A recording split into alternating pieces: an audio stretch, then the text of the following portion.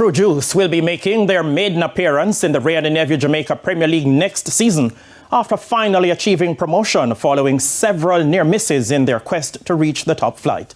Christopher Scott tells us more.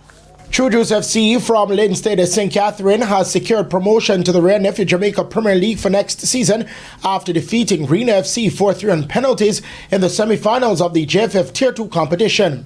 Head coach Craig Richards believes the achievement is a major milestone for the club. Well, it's a big deal for Bagwalk and Linstead. We've been knocking on the door for so many times. Since the start of this competition, we were in and around the semi-final for most part. We played well, but unfortunately we were not able to get over the line. But nothing happened before its time.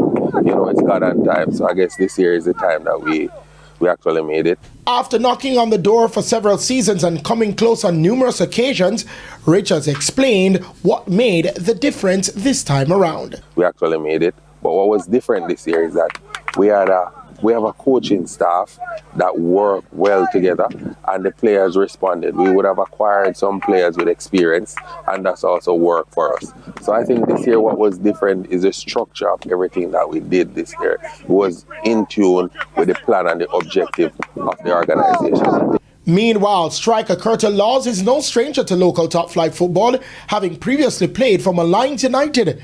Laws has led the line for True Juice this season, scoring 11 goals. He says he has thoroughly enjoyed his time at the club.